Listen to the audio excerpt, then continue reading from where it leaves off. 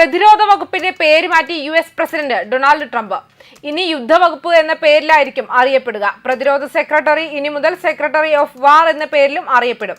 ദൃഢനിശ്ചയത്തിന്റെ സന്ദേശം നൽകാൻ വേണ്ടിയാണ് പേരുമാറ്റമെന്ന് ട്രംപ് അവകാശപ്പെട്ടു. പേര് മാറ്റിക്കൊണ്ടുള്ള ഉത്തരവിൽ ട്രംപ് ഒപ്പുവയ്ക്കുകയും ചെയ്തു. പ്രതിരോധ സെക്രട്ടറി പീറ്റ് ഹെഗ്സത്തിന്റെ ഓഫീസിന് പുറത്തെ ബോർഡും മാറ്റിയിട്ടുണ്ട്. യുദ്ധവകുപ്പ് എന്ന പേരിലുള്ള ബോർഡ് സ്ഥാപിക്കുന്നതിന്റെ വീഡിയോ പീറ്റർ ഹെഗ്സത്ത് എക്സിൽ പങ്കുവച്ചു. പേര് പുനർനാമകരണം ചെയ്ത വിവരം വൈറ്റ് ഹൌസ് ഔദ്യോഗികമായി എക്സിൽ കൂടി അറിയിച്ചു. അതേസമയം പേരുമാറ്റലിന് അമേരിക്കൻ കോൺഗ്രസിന്റെ അംഗീകാരം ആവശ്യമാണ്. അമേരിക്കയ്ക്ക് പ്രതിരോധം എന്തിനാണെന്നാണ് ട്രംപ് ചോദിക്കുന്നത്. സൈനിക വിജയത്തിന്റെ പുതിയൊരു ഘട്ടത്തിലേക്ക് ഈ നീക്കം നയിക്കുമെന്നും ട്രംപ് കൂട്ടിച്ചേർത്തു.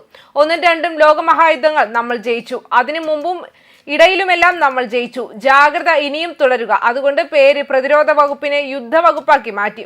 എല്ലായിടത്തും നമ്മൾ ജയിക്കേണ്ടതായിരുന്നു. എല്ലാ യുദ്ധങ്ങളിലും നമ്മൾ ജയിക്കാമായിരുന്നു. പക്ഷേ നമ്മൾ തിരഞ്ഞെടുത്തത് രാഷ്ട്രീയ ശരികേടുകളായിരുന്നുവെന്നും ട്രംപ് പറഞ്ഞു. മാത്രമല്ല, അമേരിക്ക തിരിച്ചു വന്നിരിക്കുന്നു. പ്രതിരോധ വകുപ്പിന്റെ റീബ്രാൻഡിങ്ങിനെ കുറിച്ച് പ്രതികരിച്ച് പീറ്റ് ഹെഗ്സത്ത്. പ്രതിരോധ വകുപ്പിനെ യുദ്ധവകുപ്പ് എന്ന് അറിയാനുള്ള എക്സിക്യൂട്ടീവ് ഉത്തരവിൽ പ്രസിഡന്റ് ഡൊണാൾഡ് ട്രംപ് വെള്ളിയാഴ്ചയാണ് ഒപ്പുവെച്ചത്. ഈ നീക്കം 1940-കളിൽ ഏജൻസി അവസാനമായി കൈവശം വെച്ചിരുന്ന പേര് പുനഃസ്ഥാപിക്കുന്നു. BBC കണ്ട ഉത്തരവിന്റെ വാചകമനുസരിച്ച് ശക്തിയും ദൃഢനിശ്ചയവും പ്രൊജക്ട് ചെയ്യുക എന്നതാണ് ലക്ഷ്യം. തുടക്കത്തിൽ വകുപ്പ് പുതിയ പേര് ദ്വിതീയ തലക്കെട്ടായി ഉപയോഗിക്കും. അതേസമയം മാറ്റം ശാശ്വതമാക്കുന്നതിന് ഭരണകൂടം കോൺഗ്രസിന്റെ അംഗീകാരം തേടുന്നു. ബ്രാൻഡ് പുനർനിർമ്മിക്കുന്നതിന് എത്ര ചിലവാകുമെന്ന് വൈറ്റ് ഹൌസ് ഇതുവരെ പറഞ്ഞിട്ടില്ല. എന്നാൽ നൂറുകണക്കിന് ഏജൻസികൾ, എംബ്ലങ്ങൾ, ഇമെയിൽ വിലാസങ്ങൾ, യൂണിഫോമുകൾ എന്നിവയുടെ നവീകരണത്തിന് $1 ബില്യൺ ചിലവ് വരുമെന്ന് US മാധ്യമങ്ങൾ പ്രതീക്ഷിക്കുന്നുണ്ട്. US സായുധസേനയുടെ മേൽനോട്ടം വഹിക്കുന്ന ഡിപ്പാർട്ട്മെന്റ് ഓഫ് ഡിഫൻസ് 1889 ഒരു ക്യാബിനറ്റ് തല ഏജൻസിയായി സ്ഥാപിതമായതും 1947 വരെ നിലനിന്നിരുന്നതുമായ യുദ്ധവകുപ്പിന്റെ പിൻഗാമിയാണ്. എക്സിക്യൂട്ടീവ് ഉത്തരവിൽ ഇങ്ങനെ പറയുന്നു: പ്രതിരോധ ശേഷികൾക്ക് മാത്രം പ്രാധാന്യം നൽകുന്ന പ്രതിരോധ വകുപ്പിനെ അപേക്ഷിച്ച് യുദ്ധവകുപ്പ് എന്ന പേര് സന്നദ്ധതയുടെയും ദൃഢനിശ്ചയത്തിന്റെയും ശക്തമായ സന്ദേശം നൽകുന്നു. ലോകത്തിന്റെ ഇപ്പോഴത്തെ അവസ്ഥ കണക്കിലെടുക്കുമ്പോൾ ഇത് കൂടുതൽ ഉചിതമായ പേരാണെന്ന് ഞാൻ കരുതുന്നു, വെള്ളിയാഴ്ച ഓവൽ ഓഫീസിൽ വെച്ച് ട്രംപ് പറഞ്ഞു.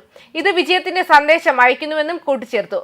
പ്രതിരോധ സെക്രട്ടറി പീറ്റ് ഹെഗ്സത്ത് യുദ്ധ സെക്രട്ടറി എന്നറിയപ്പെടുമെന്നും ഉത്തരവിൽ പറയുന്നുണ്ട്. വകുപ്പിന്റെ സ്ഥിരമായ പേരുമാറ്റത്തിലേക്ക് നീങ്ങുന്നതിന് നിയമനിർമ്മാണ എക്സിക്യൂട്ടീവ് നടപടികൾ ശുപാർശ ചെയ്യാനും ഉൾപ്പെടുത്താനും അത് അദ്ദേഹത്തോട് നിർദ്ദേശിക്കുന്നുണ്ട്. ഒപ്പുവയ്ക്കൽ ചടങ്ങിൽ സംസാരിക്കവേ ഈ പേരുമാറ്റൽ മാത്രമല്ല പുനഃസ്ഥാപിക്കലും കൂടിയാണെന്നും ഹെഗ്സത്ത് പറഞ്ഞു.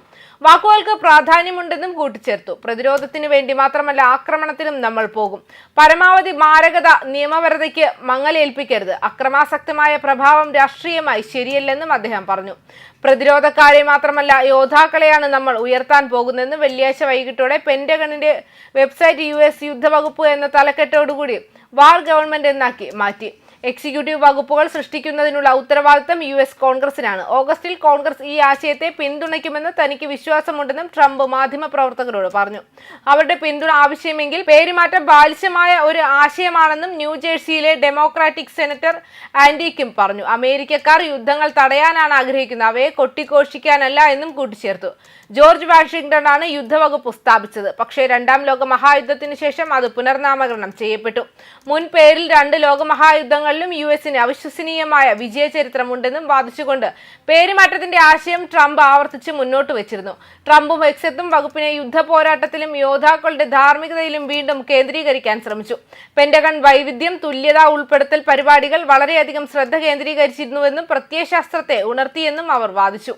വ്യാഴാഴ്ച സമാധാനത്തിനുള്ള നൊബേൽ സമ്മാനം തേടുന്നതിനെ കുറിച്ചുള്ള നിർദ്ദേശങ്ങളെ ട്രംപ് നിസ്സാരമായി തള്ളിക്കളഞ്ഞു. എനിക്ക് ചെയ്യാൻ കഴിയുന്നത് യുദ്ധങ്ങൾ അണയ്ക്കുക എന്നാണെന്നും അദ്ദേഹം BBCയുടെ US പങ്കാളിയായ CBS ന്യൂസിനോട് വ്യക്തമാക്കി. ഞാൻ ശ്രദ്ധ തേടുന്നില്ല, എനിക്ക് ജീവൻ രക്ഷിക്കണമെന്നും പ്രസിഡന്റ് അധികാരമേറ്റതിനു ശേഷം ഒപ്പുവെച്ച 200ാമത്തെ എക്സിക്യൂട്ടീവ് ഉത്തരവാണ് വകുപ്പിന്റെ പുനർനാമകരണം. ഈ പദ്ധതി വളരെ കാലമായി പ്രതീക്ഷിച്ചിരുന്നതാണെങ്കിലും US-നും സഖ്യകക്ഷികൾക്കുമുള്ള വ്യക്തമായ സന്ദേശമായി പലരും വ്യാഖ്യാനിച്ച വമ്പിച്ച പരേഡിൽ ചൈന പുതിയ ആയുധങ്ങൾ, ഡ്രോണുകൾ, മറ്റ് സൈനിക ഹാർഡ്വെയറുകൾ എന്നിവ അനാച്ഛാദനം ചെയ്തതിന് തൊട്ടു പിന്നാലെയാണ് ഇത് വരുന്നത്. ന്യൂസ് ഡെസ്ക് കർമ്മ ന്യൂസ്.